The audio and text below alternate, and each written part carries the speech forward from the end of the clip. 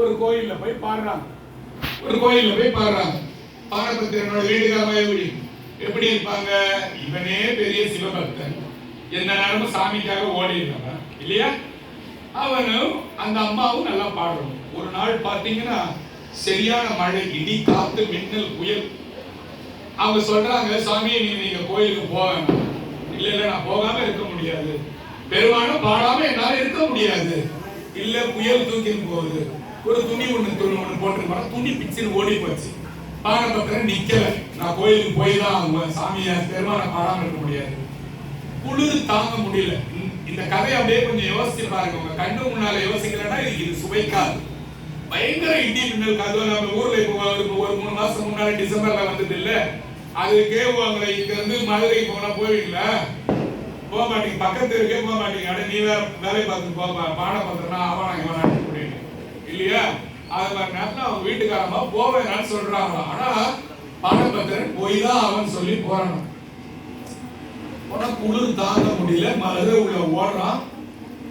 சாமிய பார்வதிய என்ன பண்றாங்க? தேர் அதெல்லாம் தூக்கிட்டு பார்த்து என்ன சொல்றேன், பல்லக்கில சாமிய பார்வதிய தூக்கிட்டாங்க. அம்மா போய் ஐயாவை போய் எழுப்ப போறாங்க. அப்படிதான் செய்வாங்க டெய்லியும். அம்மா போறாங்க, ஐயாவை எழுப்ப.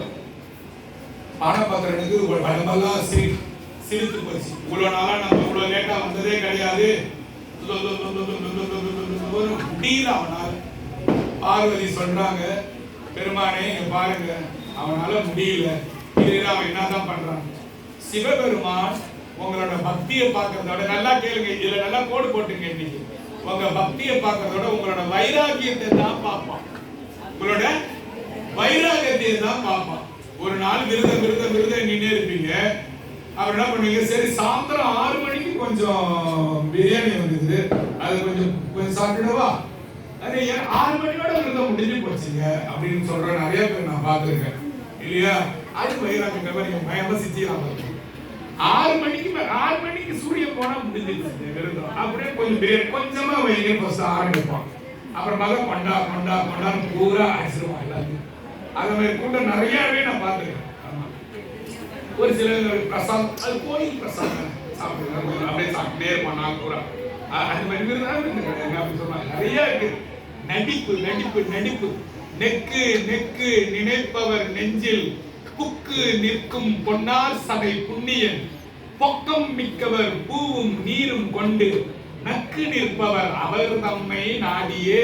திருஞான சம்பந்தமூர்த்தி குழந்தை சொல்லுது இந்த வாக்கு. நெக்கு நினைப்பவர் நெஞ்சில்.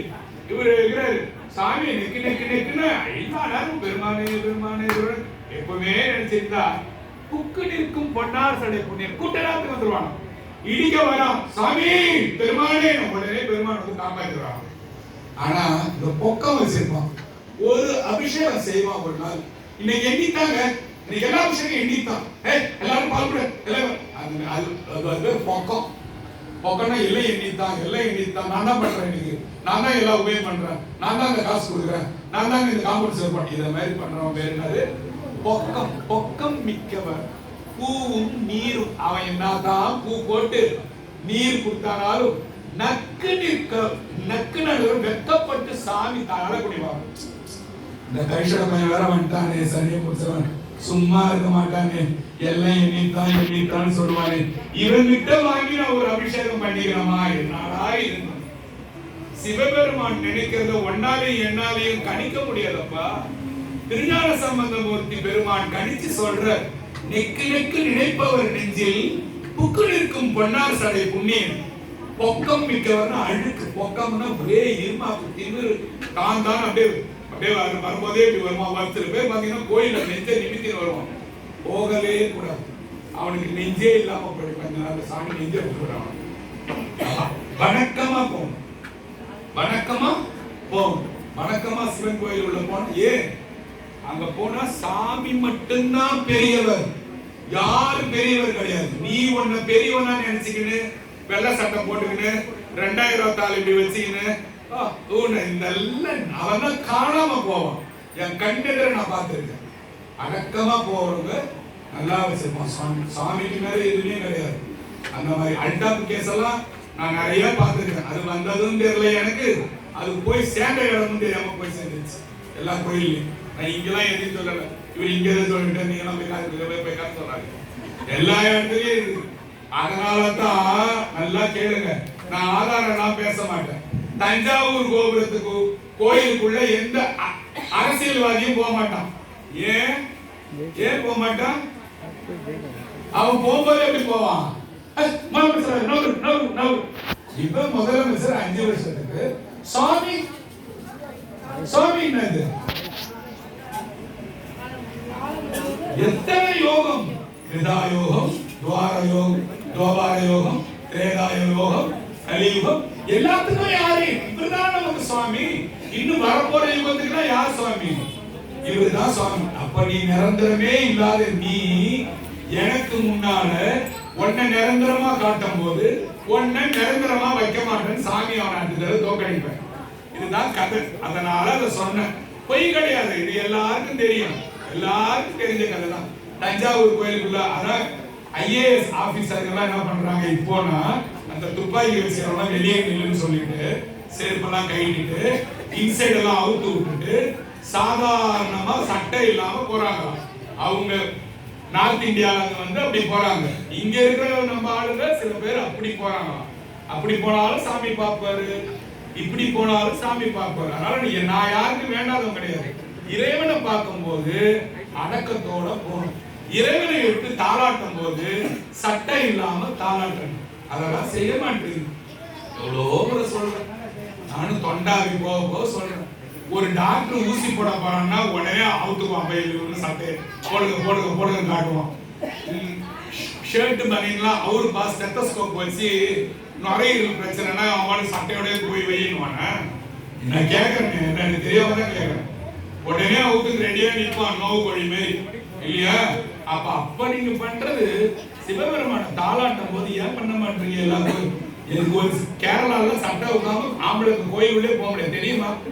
உங்களுக்கு தெரியுமா? உள்ளே விட மாட்டான். அது நம்ம தமிழ்நாட்டில் கொஞ்சம் லிபரலா விட்டுட்டாங்க. அதெல்லாம் நீங்க யார் தெரிஞ்சாலும் சொல்லுங்க, அப்பா இப்படி செய்யக்கூடாதுப்பா சொன்னாரு சொல்லுங்க. சொல்றீங்களா? சொல்றீங்களா? இப்போ அவனுக்கு ஒரு நடுங்கும் போது நம்ம சிவபெருமான் என்ன செய்வாரு? நம்ம சிவபெருமான் என்ன பண்ணுவாரு? எல்லாத்தையும் விட்டு பார்ப்பாரு, கடைசியா போய் கை பிடிச்சுக்குவார் இல்லையா? அது மாதிரி கம்முனே இருக்கிறார். இந்த மாதிரி அவரால் பாடவே முடியல. அப்ப என்ன பண்ணணும்? இப்ப இவங்க இருக்கிறாங்க, ஈரத்துல நினைஞ்சிட்டாங்க. இவங்களை உடனே ஈரத்துல இருந்து காப்பாத்தி இவங்க நார்மலா இருக்கிறாங்கள ஒழுங்காக என்ன செய்யணும்? யாருக்கா தெரியுமா? என்ன செய்யணும்? காலோட பாதத்தை தான் ஃபர்ஸ்ட் தேய்க்கணும். பாதத்தை ஈர துணி இல்லாம காஞ்ச துணியால நல்லா பாதத்தை தொடச்சி ஒரு காஞ்ச இடத்துல எடுத்து போய் நிக்க வச்சுட்டாலே அது உதருக்கு போயிடும். அதை கண்ட சிவபெருமான் கூட அமைதியா இருந்தாரா.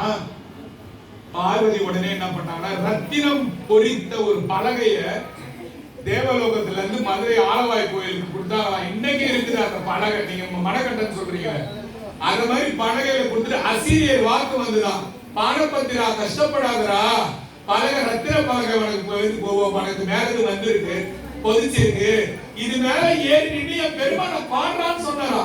பாருங்க, பாடணும்னு ஒருத்தவங்க வந்துட்டானா அவனுக்கு என்ன கிடைக்குது? என்ன கிடைக்குது? பொண்ணு கிடைக்குது, பொருள் கிடைக்குது, அவனுக்கு ரத்தன பலகை கிடைக்குது, அவன் நிக்கிறது இல்லையா? அத மாதிரி கொடுத்தவங்க தான் நம்ம பெருமான். அந்த ரத்தன பலகையே அவன் அன்னைக்கு நைட்டு ஏறி நின்னா பாருங்க. யாரு யாரு? பானபத்திரன். மறுநாள் வந்து வரகுட பாண்டியன் வந்து அதுல தலைய வச்சு பிறண்டான், மூஞ்ச வச்சு பேசிட்டான். ஏன்? பெருமான் கிட்ட இருந்து வந்ததுடா, எவ்வளவு அற்புதம்டா, எனக்கு கூட வராதுடா, உனக்கு வந்திருக்கேடா பானபத்திரா. என்னடா நீ அந்தாண்ட போனா சேரமான் நாயனாரு ஓலையத்துக்கு வச்சு ஆடி கட்டி பிடிச்சிக்கிறான். சொல்றான் சேரமான் நாயனார், டேய் நீ என்ன விட்டுட்டு போயிடாதரா பானபத்திரா, போயிடாதரா போயிடாதரான்னு கெஞ்சிறான். அவன் சொன்னானா, லெட்டர்ல சாமி சொல்லிட்டாரு, வரவிடுப்பதுவே நான் சாமியை போய் பாடி அவனோட நான் போறேன்னு வந்துட்டான். இப்ப பாண்டியன் என்ன பண்றான்? என்ன பாண்டியன்? வரகுண பாண்டியன் கட்டையில மண்டையை போட்டு பண்ணி பெருமான்னு சொல்லிட்டு தலை மேல வச்சு ஆடுறானா கட்டை. இன்னைக்கு மதுரை கோயிலுக்கு போனாலும் கேட்டு பாருங்க, ரத்தின பலகை வந்துதாமேப்பா சாமி கொடுத்தாராமே, காட்டுப்பா யாருக்குன்னு கேட்பான். பானபத்திரனை கொடுத்தாங்க. பானபத்திரனோட வீட்டுக்காரமா பெரிய சிவபக்தி. இப்போ அரகுண பாண்டியன் இறந்து போறான். அவனோட பையன், அவன் பேர் என்ன சுபர். கிருஷ்ணாங்க புக் எடுத்து ராஜராஜ பாண்டியன். அவனோட பையன் பேர் என்ன? அடிக்கார சும்மா ராஜராஜ சோழன் அடிக்காதீங்களா. சோழன் பாண்டியன் வேற வேற. சுகுண பாண்டியன். அப்பா பேர் என்ன? ஏன்டா இது மணி 10வது விடுறா. சுந்தர குணசேகரன். அது இங்க இருக்கிற டெய்லர் பேருமா? குணசேகரன்றது இங்க பாருங்க. சுந்தரேசர பாதசேனன். சுந்தரேச பாதசேனன் உள்ள பேரு வரகுண பாண்டியன். அடுத்தது ராஜராஜ பாண்டியன். அடுத்தது சுகுண பாண்டியன். இல்லையா? என் கட்டையை எரிய வைக்கும் போது கூட இந்த பேரெல்லாம் ஞாபகம் வச்சிருந்தா என் கட்டை எரி. இவ்வளவு பாட்டெல்லாம் ஞாபகம் வச்சுட்டு தான் எரியும். ஆமா, அதுவே எல்லா கட்டையுமே அது தான் எரியணும்னு ஆசைப்பட்டுதான் அவருக்கெல்லாம் சொல்றேன். ஆமா, சும்மா காட்டியும் வந்தோம். இட்லி காலைல இட்லி, மத்தியானம் சாம்பார் சோறு, நைட்டு நல்லா என்னமோ டிஃபனு கோதுமை தோசை வந்து தூங்கணும்னு இருக்கக்கூடாது. இதையும் கொஞ்சம் போடணும், இதையும் ஒரு ஓரமா போடணும், எல்லாத்தையும் பண்ணணும். நான் அதுக்காக நீங்க வியாபாரம் பண்ணாம எல்லாரும் கோமம் கட்டிங்க எல்லாரும் போய் உட்கார விடாத மாட்டோம். இதையும் செய்யணும், அதையும் செய்யணும். நீங்க ஆனா இதை செய்ய மாட்டீங்களே, அதுதான் உங்களுக்கு எனக்கு பிரச்சனை இருக்குது. இப்போ அவங்க என்ன பண்றாங்க? பானபத்திரனோட வீட்டுக்காரமா போய் கோயில்ல பாடுறாங்க. இனிமையா பாடுறாங்க. ராஜராஜ பாண்டியனுக்கு பல வீட்டுக்காரமா, பல மனைவிகள். அதுல ஒருத்தவங்க வந்து ரொம்ப அழகுன்னா அழகா, அப்பேற்பட்ட அழகா. எல்லா வீட்டுக்காரச்சோட இவர்கிட்ட தான் அவன் மயங்கியே இருப்பான். அவ எது சொன்னாலும் கேட்பான். கேட்டுனே இருக்கும்போது பானபத்திரனோட வீட்டுக்காரமா சிவன் கோயில் நின்று நல்லா அருமையான ராகம் பாடுறாங்க. அப்ப கோயிலுக்கு ராணி போனா, பட்டத்து ராணி போனா எப்படி இருக்கும்? கூட தோழிகள்லாம் பயங்கரமா போவாங்க. இப்பயே ஒரு சிலர் போனாங்கன்னா தோழிகள்லாம் பயங்கரமா இருக்குன்னு ஒரே பந்தா பண்ணிட்டு போறது பார்த்து